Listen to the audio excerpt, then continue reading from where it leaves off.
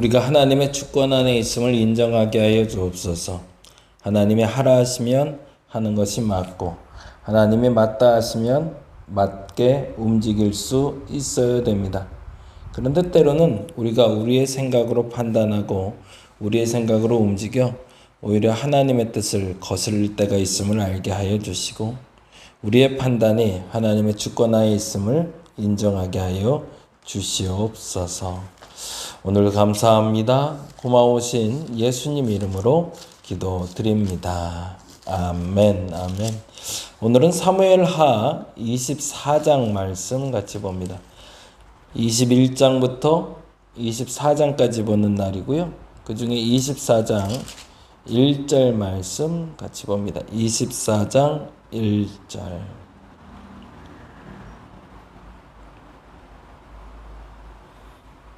구약성경 505페이지 여간에 있습니다.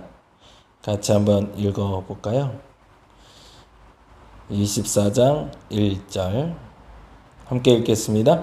여호와께서 다시 이스라엘을 향하여 진노하사 그들을 치시려고 다윗을 격동시키사 가서 이스라엘과 유다의 인구를 조사하라 하신지라. 아멘.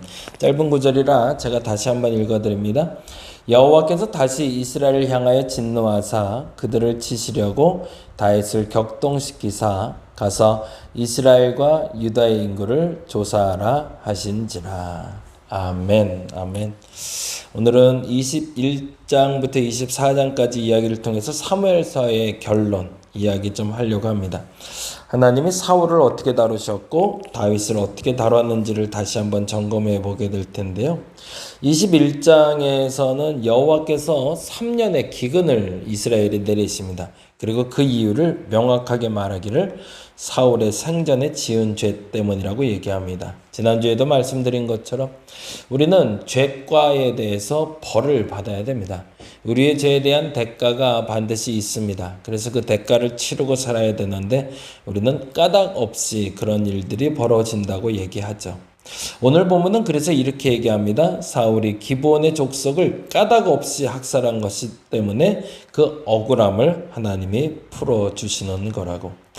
그래서 우리가 좀 납득할 수는 없지만 다음과 같은 이야기가 진행이 됩니다. 기브온 족속은 가나안의 원주민임에도 불구하고 하나님을 믿었던 유일한 족속이었습니다. 그래서 아마도 사울은 민족주의에 심취해서 약소 민족이라 여겨진 기브온을 억압하게 됐고 착취한 것으로 보입니다. 그런데 그 해결책이 조금 좀 우리의 마음엔 들지 않습니다. 이유는 사울의 후손들을 대신 벌하기 때문입니다. 이런 일은 우리에게는 납득되지 않는 본문이기도 합니다. 그래서 본문 그대로 직역하자면 사울 때문에 죄 없는 자손들이 억울한 처벌을 받는 것처럼 보여집니다. 사실은 성경을 보면서도 저도 이 부분은 이해가 잘 되질 않는다고 솔직히 인정합니다.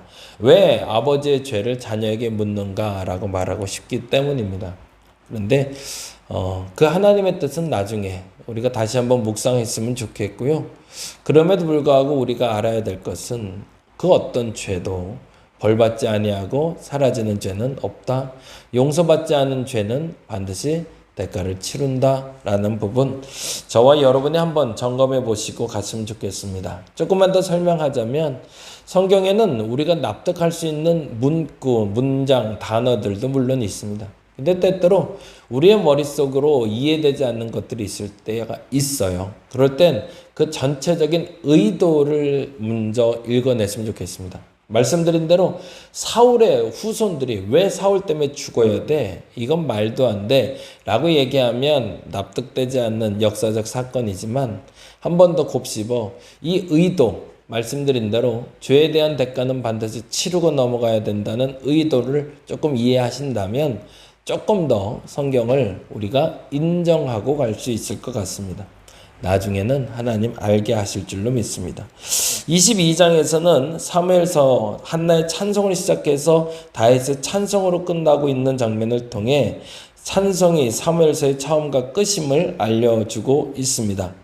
처음에 한나가 사무엘을 낳고 찬송했고 이제는 다윗이 찬송을 합니다. 두 찬송은 내용과 주제에서도 거의 동일합니다. 곤고한 백성 구원하시며 교만한 자를 낮추신다라고 고백하고 있거든요.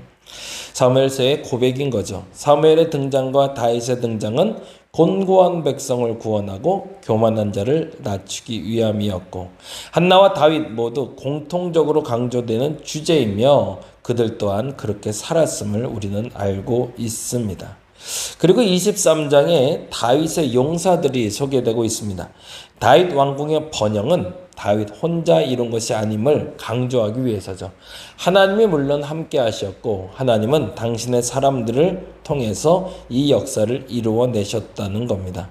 하나님의 뜻은 탁월한 개인을 통해서 이루어지는 것이 아닙니다. 탁월한 개인이 아니라 평범한 공동체의 수많은 사람들로 말미암아 이루어 가십니다. 저는 그래서 우리 달인 목회가 그렇게 성장할 줄로 믿습니다.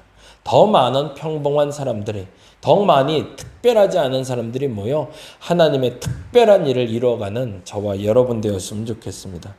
예수님의 12제자도 마찬가지였죠. 기독교 교육의 엘리트들을 보자면 항상 그들의 부족을 인정하고 남들과 함께했던 평범한 사람들임을 우리가 믿어야 됩니다.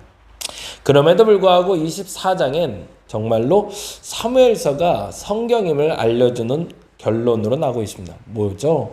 다윗의 범죄로 끝이 나고 있습니다. 여기까지로 끝났으면 다윗은 영웅으로 끝날 수 있었거든요. 곤고한 자와 교만한 자를 보살피는 왕, 그 위대한 왕과 함께했던 용사들이라고 끝났으면 좋겠는데 24장에 이르러 다윗이 죄를 범합니다. 그 죄는 인구조사를 하는 것으로 시작되는데 인구조사 후에 죄책감에 시달리며 군사력을 과세하던 그의 마음을 들추어냅니다. 1절에는 오늘 본문 1절이죠. 같이 한번 읽어볼까요? 여호와께서 다시 이스라엘을 향하여 진노하사 그들을 치시려고 다윗을 격동시키사 가서 이스라엘과 유다의 인구를 조사하라 하신지라 라고 되어 있잖아요. 여호와께서 인구조사를 시키신 것처럼 나와 있지만 역대상 21장 1절에는 조금 다른 말로 나오고 있습니다. 역대상 21장을 한번 찾아보죠. 역대상 21장 1절에 보니 이렇게 나옵니다. 641페이지가 됩니다. 네, 이렇게 적혀 있죠. 읽어볼까요? 사단이 일어나, 거기다 줄쳐놓죠. 사단이 일어나 이스라엘을 대적하고 다윗을 충동하여 이스라엘을 계수하게 하니라. 사실은 1절에 인구조사를 한 것이 다윗의 욕심이라고 얘기하지만 역대상 21절엔 그것이 사단의 움직임이라고 우리에게 알려주고 있습니다. 종합해보자면 사단이 다윗을 유혹하여 하나님의 주권 안에 있는 다윗, 이스라엘을 인정하게 만드셨다는 거죠. 악을 행하지는 않지만 자기 목적을 위해 악을 이용하는 것도 죄가 될 수 있다. 무슨 말을 하고 싶은 걸까요? 21장부터 24장까지 이르러 결론으로 사무엘이 말하고 싶었던 건, 사무엘서가 말하고 싶은 건 곤고한 자의 하나님, 궁핍한 자의 하나님, 교만한 자를 낮추시는 하나님이었습니다. 그러나 그 하나님이 움직이실 때 그 주권자를 인정하지 않으면 심지어 다윗이라 할지라도, 첫 번째 택하받는 사울이라 할지라도 죄를 범할 수밖에 없지만 그들이 회개하고 돌아왔을 때 하나님의 주권은 반드시 성취된다라는 걸 우리에게 알려주고 싶은 거죠. 자, 이제는 사무엘하까지 읽고 열왕기서로 들어가고자 합니다. 우리가 읽었던 이 본문들을 통해서 하나님이 내게 고난을 주시는 이유, 그것이 만약 죄에 대한 대가라면 저와 여러분이 달게 받을 수 있기를 간절히 바랍니다. 그리고 하나님이 나를 이 땅에 보내신 이유가 다윗과 한나를 보내신 것처럼 곤고한 백성을 돌보며 교만한 자들을 낮추시는 하나님을 섬기기 위함임을 인정할 수 있기를 간절히 바랍니다.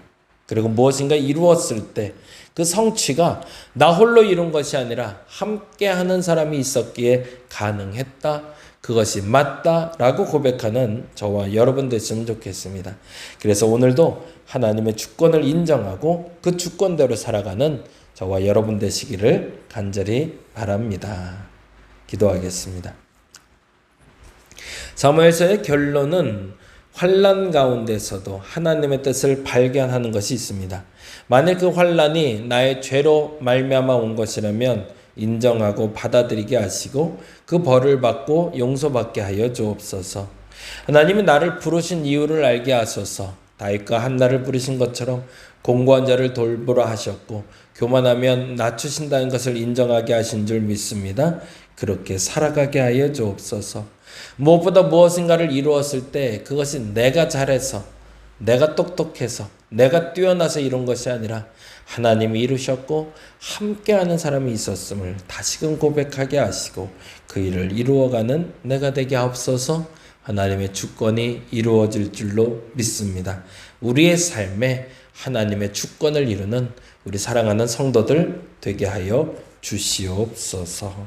감사합니다. 고마우신 예수님 이름으로 기도드립니다. 다 같이 기도하고 돌아갑니다.